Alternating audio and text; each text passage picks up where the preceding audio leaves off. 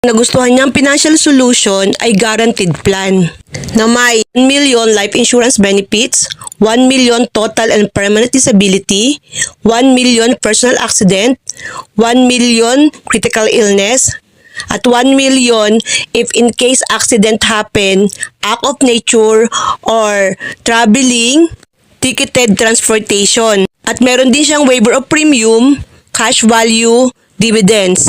Etong financial solution na to ay kukunin niya daw bago siya umalis dahil he is a seafarer. Dahil meron na siyang existing plan, income protection, ngayon ang kukunin niya muna ay income continuation para sa kanya at para sa asawa niya na may budget na 10,000.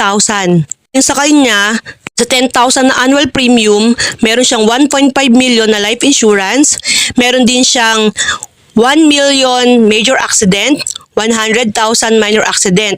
Ay yung sa wife niya naman na 10,000 dahil